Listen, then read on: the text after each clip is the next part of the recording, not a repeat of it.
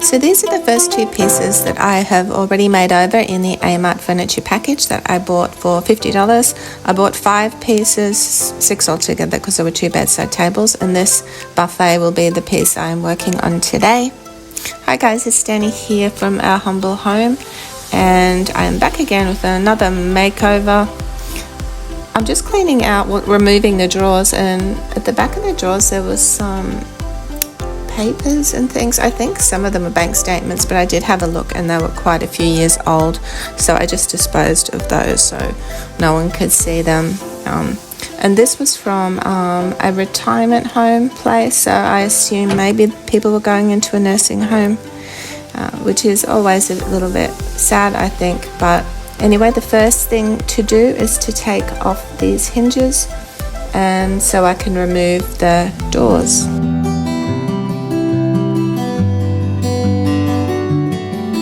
So after a lot of puffing around, I realized with these, now I've unscrewed this from the door, which I didn't need to do, because when this screw here is loosened, this whole thing will just slide off. I did need to unscrew it from the door anyway, but it just makes it easier, I think, when you put it back on. So I will show you what I mean. If I unscrew this,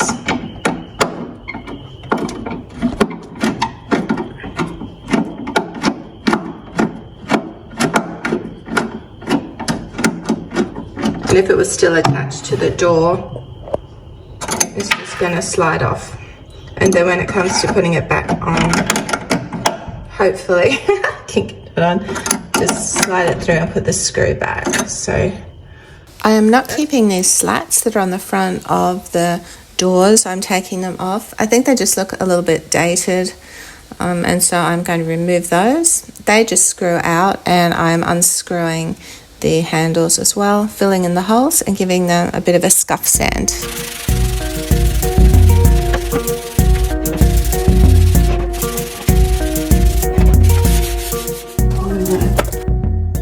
For the front of the drawers, and you will see that I have done this in a few different makeovers. The last one I think might have been the piece that was in this package. It was like a table, sort of entryway table, and I put these slats, well, not slats, I guess they're like timber. It's a timber couch protector cover that you get from IKEA, and it was $15. They actually sell them in Kmart now for $9, I think, or $10, which is really good. It just makes it easy because you don't have to get your own little strips of wood and cut them. That would be very time consuming. This is all put together, and I just simply measure and then cut them off to size.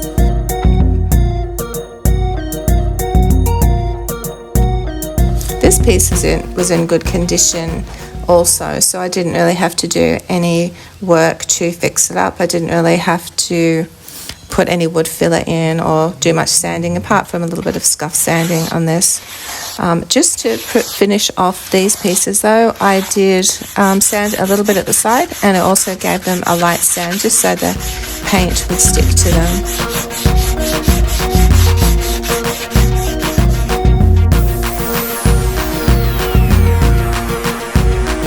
I always use my Maxi Nails, which is a cheap hard as nails type of glue that from Bunnings. I think it's about $3.50 now, and I use that to glue them to the front of the drawers. I'll be sure then that they won't come off. It does what it says. It says as hard as nails, so that's there's no worries there. And I just fill in the edges of that so it's nice and smooth, and then I sand the top.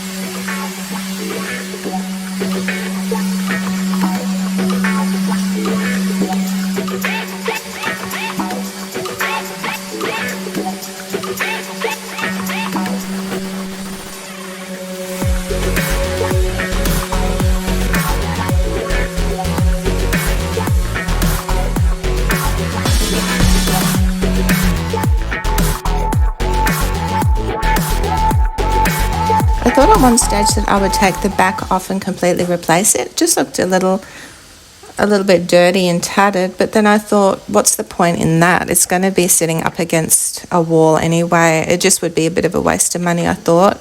But I did remove it because I thought I would do something with it and give it a bit of a clean. There were just a few little staples stuck in there that I had to remove as well. And then I give it a light scuff sand. With this particular one and this particular stain, I find if I sand it back too much, then I do get a bit of bleed through. So I really just try to lightly sand this to create a bit of a rough surface. And then I give it a nice clean and I spray it with water and wipe that over so there's no soapy residue stuck to the wood.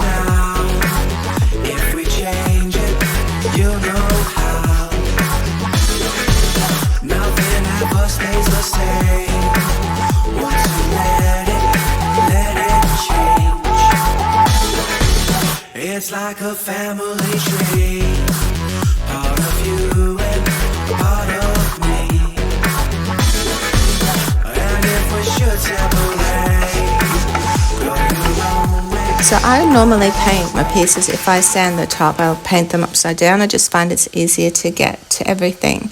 But if you're not doing that, make sure that you do tip your piece up and clean underneath it. My hubby's just given me a cup of coffee, which is really nice. And yeah, make sure you clean underneath because it's normally really filthy underneath, probably more filthy than a lot of the other areas because it never gets cleaned underneath and you'll find cobwebs and that sort of thing. I just had to go over the paint a little bit with a bit more primer because I found there was a little bit of bleed through, but that did fix that. I am making a chalk paint, so I'm using calcium carbonate and just with a tint, mist tint pot I got from Bunnings, 500 mils for $3. You really can't beat that. It's good quality paint. This one's Dulux and it came as that colour because it was a mist tint and I thought, yeah, grey, that's fine. When I opened it, I thought it was actually a lighter grey than it turned out to be, and it had quite a bluish sort of tint to it. But it was okay. I didn't mind it in the end, and as it turned out, it was quite popular in the end, so that was pretty good. But mist tint pots, I have so many, and they're such good value. They really are, and I just like going to Bunnings and just seeing what they have as far as the mist tint pots go. And so I give this, after I've primed, I give it a good coat of paint. Actually, I think I did 3 coats. What I do is I paint and then roll, paint and roll, and it gives it a really nice smooth finish.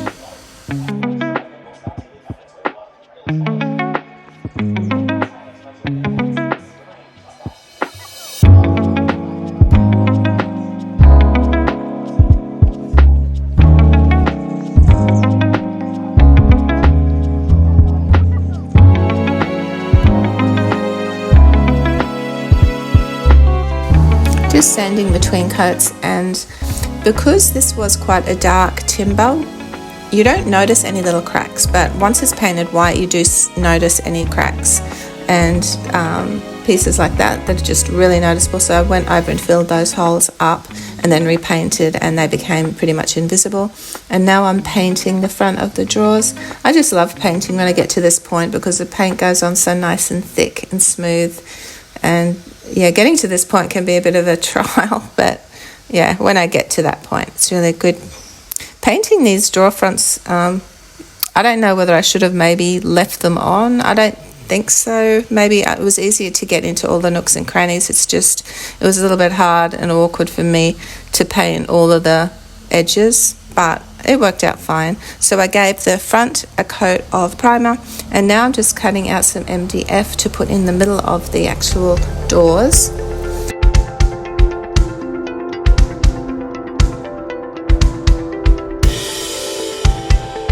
Covering this with embossed wallpaper or textured wallpaper that I got from Wallpaper Direct. I'll just pop it up on the screen. You can see what it's called if you want to order that. It comes in a 10-meter roll, so it's ultra good value. It'll last for so long. And yeah, I stick that down with PVA glue and I give it a good paint. I think I put 2 coats of paint on this. Making my own jute and dowel handles, which I saw from another furniture flipper.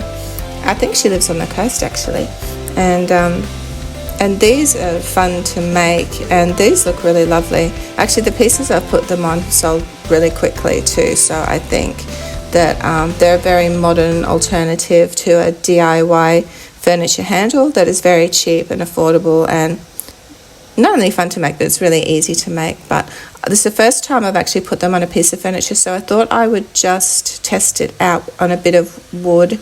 This was a lid, just to drill in and see exactly what length screw I needed, and that worked really well. So I just made sure the screw length was enough to fit through the drawer front and then go fairly deeply into the handle, but not deeply enough that it went through the other side. And all I do then is I measure from each end so it's even. I put jute string around, just wind it around and glue it down either end. I do also a bit of a hole in the middle too, so that when I do put the screw in from the drawer, I know exactly where it goes, and also there's a little bit of a hole there so that it will go in easily and screw in nicely.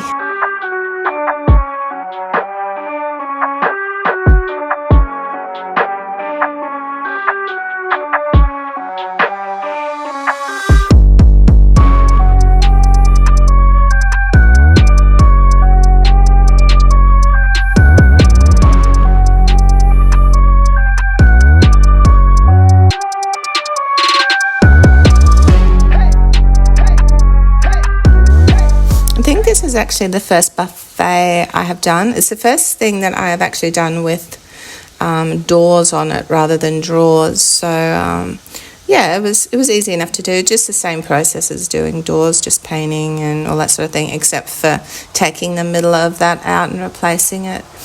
You know, when you look at these videos, it just seems so easy and quick, but for me, I'm so slow and I take so long at doing my makeovers that it does take me a long time. Also, I will just do a little bit each day if I don't feel like going ahead with it, you know, or spending much time on it in one day. I will just leave it for another day.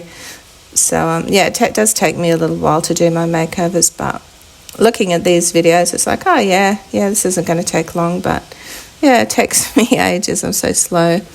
Now, this is what I was talking about with the back of the buffet that I was going to replace. I thought what I might do is wallpaper the inside of it, so when you open the door it will look nice. It won't just be an old tatty board.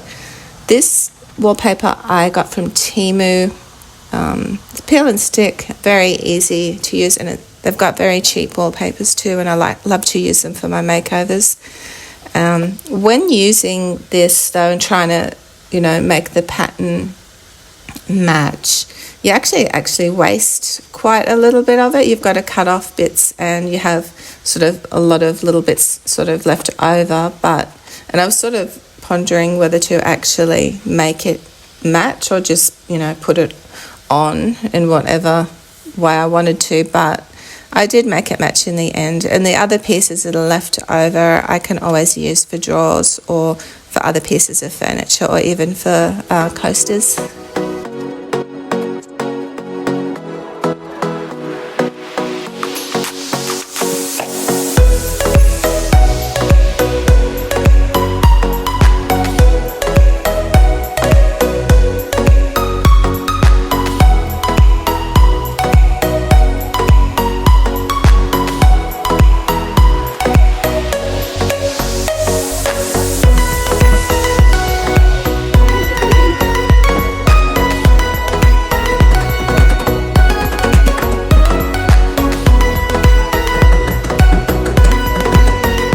So again, I'm whitewashing the top of this and just using some normal white paint and watering it down. I do sand it, the top as well, with a really fine sanding block.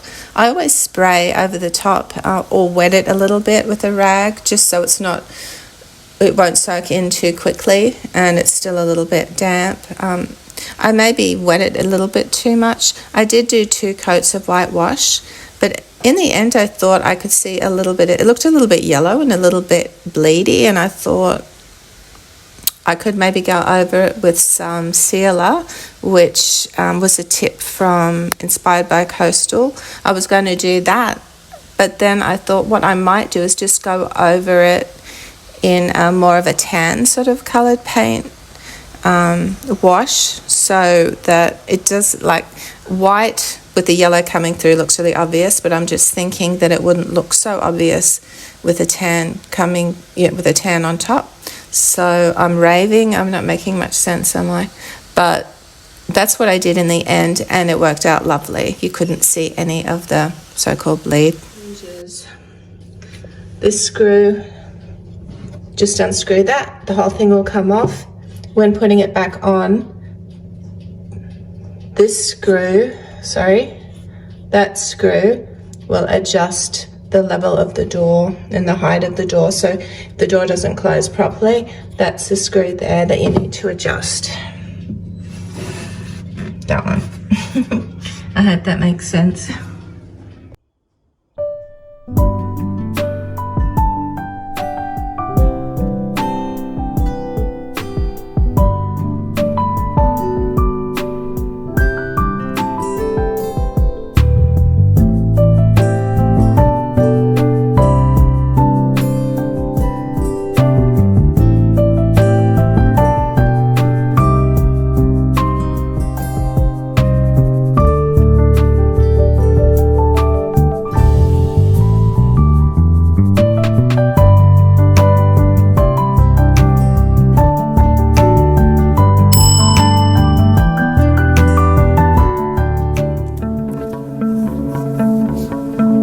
Hi there, my name's Danny and my channel is Our Humble Home, and today's video I am doing another furniture makeover to flip, and this is a Madang sofa table that actually is part of, or was part of, Super Amart range. I'm not sure how old it would be,